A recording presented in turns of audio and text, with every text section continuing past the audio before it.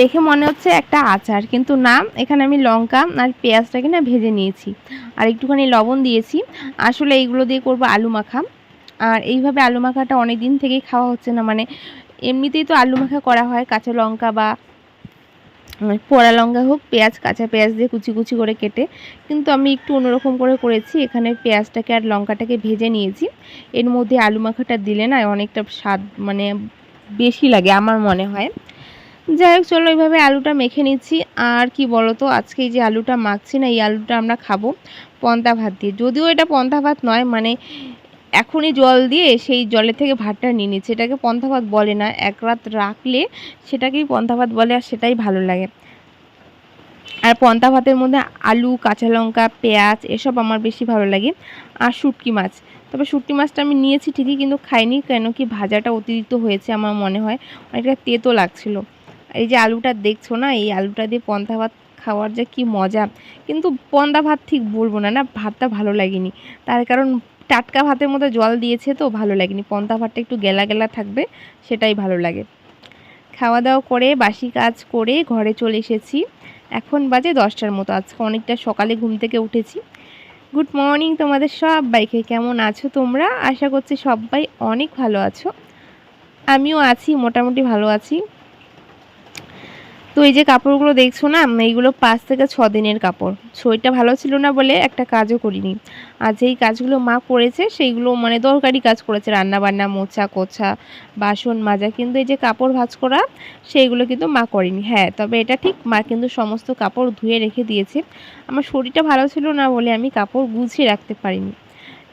এখন যেহেতু একটু শরীরটা ভালো আছে, তো ভাবলাম চলো আজকে আর সময় নষ্ট করব না, আজকে ভালো তো কালকেই খারাপ হয়ে যায়। তো আজকে যে কাপড়গুলো দেখছো সেগুলো আজকে গুছিয়ে রাখবো। এই যে বর্ষাকাল চলছে, আর এখন প্রত্যেকটা বাড়িতে ভেজা কাপড় থাকে। তবে ফ্যানের হাওয়ার মধ্যে কিন্তু আবার ভেজা কাপড় না শুকিয়ে যায়। তবে কি বলো তো, এই যে ভেজা কাপড়গুলো থাকে না, খুব খারাপ লাগে। তো আমি মাকে বলি যে যদি রোদ্রু না ওঠে কাপড় ধোয়ার কোনো দরকার নেই, বাসি কাপড়গুলো একটা গামলার মধ্যে আমরা জমা করে রেখে দিই, যখন রোদ্রু উঠে তখন কিন্তু ধুয়ে দিই। আর রোজ একটা থেকে দুটো ভেজা কাপড় বের হবেই, যতই বর্ষা থাক আর যতই বৃষ্টি থাক। সেই কাপড়গুলো নয় আলাদা ব্যাপার, কিন্তু ইচ্ছে করে যেই কাপড়গুলো আমরা ভেজাই, এই যে কাপড়গুলো দেখতে পাচ্ছ না, এইগুলো কাপড় মা ধুয়ে ধুয়ে রেখে দিয়েছে, কিন্তু আর ভাঁজ করা হয়নি। তো আজকে ভাঁজ করছি, আর দেখছি বাপরে এত শাড়ি হয়েছে, কিছুতেই শেষ হচ্ছে না। এখানে 10 থেকে 12টা, কি কম কি বেশি হয়তো হবে, আমার ঠিক মনে নেই। আমি শাড়িগুলো লম্বা লম্বা করে ভাঁজ করে এক সাইড করে রেখে দিচ্ছি, একটা একটা করে আলনার মধ্যে সুন্দরভাবে গুছিয়ে রাখবো। যখন শরীর ভালো থাকে না তখন কিন্তু আর এইসব কাজ করতেও ইচ্ছে করে না। তখন ভাবি ঘরটা কীরকম হয়ে আছে বা কাপড় বেশি হয়ে আছে, থাক আগে নিজে ভালো হই, তারপরে কাজগুলো গুছিয়ে গুছিয়ে নয় করা যাবে। দেখো একটার পর একটা কিন্তু শাড়ি বের হয়েই যাচ্ছে, কিছুতেই শাড়ি শেষ হচ্ছে না।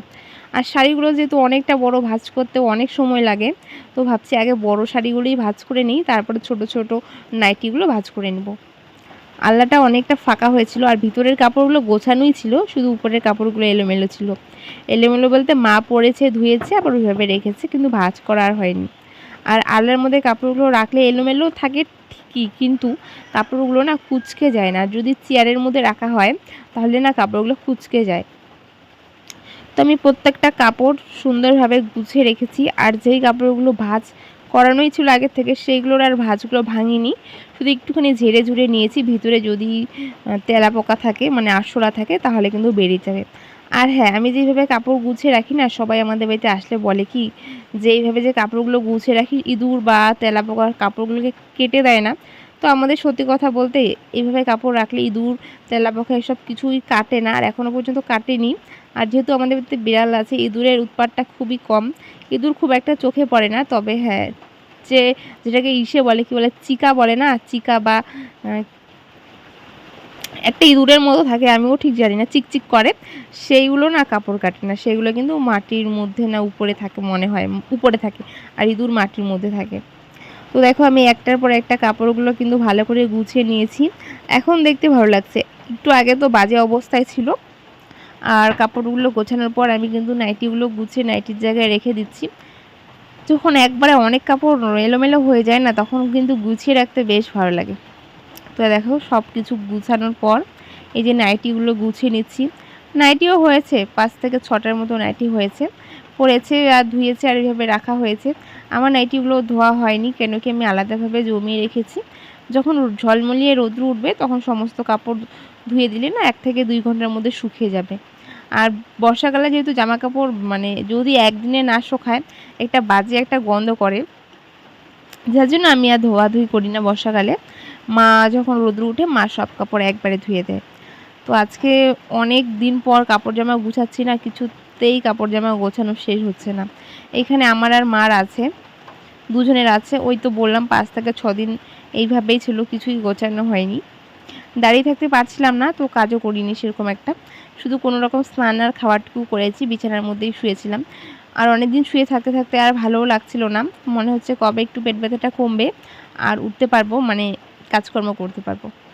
তো দেখো আমি একটার পর একটা যেখানে যে এই জিনিসটা সেখানে সেটা সুন্দরভাবে গুছিয়ে নিয়েছি, গুছিয়ে রাখলাম।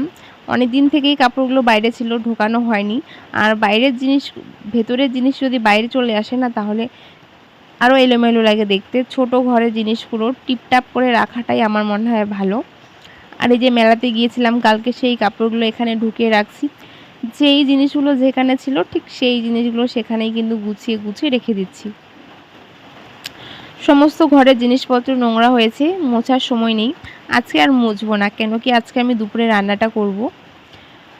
ভেবেছিলাম তাড়াহুড়ো করে জামা কাপড়গুলো গুছিয়ে রেখে রান্নাঘরে চলে যাব রান্না করতে, কিন্তু না, যেহেতু অনেকদিন পর গোছাচ্ছি তো একটুখানি ভালো করেই গুছিয়ে নিই। বাইরে অনেক বৃষ্টি হচ্ছে, এখনও বৃষ্টি হচ্ছে, বৃষ্টি হয়েই যাচ্ছে, এত পরিমাণে বৃষ্টি হচ্ছে, এত জায়গায় এত বন্যা হচ্ছে, সত্যি দেখে অনেক ভয় লাগে আর খারাপও লাগে। কেন কি আমাদের বাড়িটাও কিন্তু একদমই নদীর সামনে, নদীর সামনে বলতে একদমই নদীর পাশে বাড়ি। না জানি আমাদের এখানে কখনো হঠাৎ করে জল চলে আসে। খবর তো অবশ্যই সবসময় সবাই দেখে, তো বন্যাটা সত্যি অনেক ভয়ঙ্কর লাগে কিন্তু, তাই না? কতজনের হঠাৎ করে প্রাণ চলে যাচ্ছে। তো দেখো এদিকে আমি বিছানাটা ঝেড়ে ঝুড়ে নিয়েছি, বিছানাটা আর ভালো করে না পাতলাম না, তার কারণ বৃষ্টির দিন রান্নাবান্না করা না থাকলে সবসময় বিছানার মধ্যেই শুয়ে থাকছি, বাইরে খুব একটা কোথাও যেতে পারছি না। এইদিকে দেখো আমি ঘরের কাজ করতে না করতে মাও বাজার থেকে চলে এসেছে। আর বাজার থেকে মা কি সুন্দর টাটকা টাটকা শাক নিয়ে এসেছে। এখানে ধনেপাতা, টমেটো, শসা আর এই যে পুঁই শাকগুলো দেখতে এত সুন্দর লাগছিল না, কি বলবো, মনে হচ্ছে এখনই গাছ থেকে কেটে নিয়ে আসলো। হ্যাঁ, এই পুঁই শাকটা দেখতে খুব সুন্দর, কিন্তু রান্নার পর না সমস্তটাই যখন কমে আসে তখন শুধু ডাঁটাগুলো বেরিয়ে থাকে, যেহেতু পাতাগুলো অনেকটা ছোট। আর যেই পুঁই শাকের পাতাগুলো একদম বড় বড় সেগুলো কিন্তু ভালো লাগে। পুঁই শাকটা খুবই ভালো লাগে আমার, শাকের মধ্যে সব কিছুই ভালো লাগে, শুধু লাউ শাক মানে লাউয়ের যে ডগাটা আছে সেটা একটু ভালো লাগে না। আর কালো প্লাস্টিকে কাঁচা লঙ্কা ছিল, সেটাও ঢেলে ঢুলে রেখে দিয়েছি। আমি এখানে সবজির মধ্যে দিয়েছি কচু, আর এটা দুধ কচু। দুধ কচুটা অনেকটা ভালো লাগে, গলে না, একটুখানি মানে শক্ত শক্ত থাকে। ছিল ঝিঙ্গা, চিচিঙ্গা, পুঁই শাক, মিষ্টি কুমড়ো, আলু, এইসব দিয়ে একটা ঘন্ট রান্না করব। আমার না এই সবজিটা অনেক দিন থেকে খেতে ইচ্ছে করছিল, যার জন্য আজকে সকালে রান্না হয়নি। কেন কি সকালবেলা সব কিছুই ছিল, শুধু পুঁই শাকটা ছিল না, মা কালকে পুঁই শাকটা আনতে ভুলে গিয়েছে। আর এদিকে কেটেছি পটল ভাজা, পটল ভাজা করব আর শাক দিয়ে একটা ঘন্ট করব। আর এই যে শাকটা দেখছো, এই শাকটা আমি একটু আগে কিন্তু রাস্তার ধার থেকে তুলে এনেছি। দেখো এখানে পটল ভাজাটা বসিয়ে দিয়েছি, পটল ভাজা হয়ে গিয়েছে, এবার আলুটাকে ভেজে নেব আর এর মধ্যেই কিন্তু শাকটাও দিয়ে দেবো। আর এইভাবে অনেক কিছু দিয়ে শাক রান্না করতে আমার অনেক ভালো লাগে আর খেতেও অনেক ভালো লাগে, যার জন্য আমি আজকে মাকে বলেছি আজকের শাকটা আমি রান্না করব। এখানে আদা আর একটুখানি রসুন বাটা ছিল, মা বেটে রেখেছে, সেটা দিয়ে দিলাম। আর আলুটা যখন একটু ভাজা ভাজা হয়ে যাবে সেই সময় শাকটাকে দিয়ে দেবো। আর এই শাকটা যখন একটু কমে আসবে, আমার ভাজা ভাজা হয়ে যাবে, তারপর আমি যে রাস্তার ধারে থেকে রুশনি শাকটা তুলে এনেছি সেই শাকটা কিন্তু দিয়ে দেবো। আর আমি মানে যেখানে শাক হয় বা শাক তুলে কেটে ধুয়ে রান্না করতে অনেক ভালো লাগে, আর ওই স্বাদটা মানে আমার মনে হয় না কোথাও থাকে, যখন যে জিনিসটা টাটকা টাটকা রান্না করে খাওয়া হয়। তো আমিও সেম করেছি, এখানে সব কিছুই টাটকা টাটকাই, শুধু আলু আর ঝিঙ্গা চিচিঙ্গা এসবই আমার মনে হয় টাটকা টাটকা না। এখানে আমি একটুখানি গুঁড়ো মশলা দিয়ে দেবো, গুঁড়ো মশলার মধ্যে জিরে গুঁড়ো আর লঙ্কা গুঁড়ো, হলুদ গুঁড়ো, লবণ, এসব তো দিতেই হবে। তো একটুখানি জিরে গুঁড়ো দিয়েছি আর দিয়েছি লঙ্কার গুঁড়ো।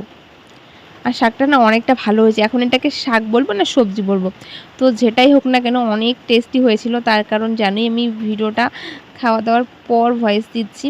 আর দেখতেও না অনেক মানে কি বলতো লোভনীয় লাগছে। টাটকা টাটকা জিনিস সত্যি রান্না করতে অনেক ভালো লাগে। দেখো কত সুন্দর সবুজ সবুজ লাগছে। আর এই শাকটা একটুখানি পরে দিচ্ছি, তার কারণ যেহেতু ওইগুলো সেদ্ধ হবে। এই যে দেখতে পাচ্ছ শাকটা কমে কতটুকু হয়েছে। তো চলো, এই বৃষ্টির মধ্যে আর সেরকম কিছুই নেই দেখানোর। আজকের ভিডিওটা এখানে শেষ করছি। সবাইকে টাটা।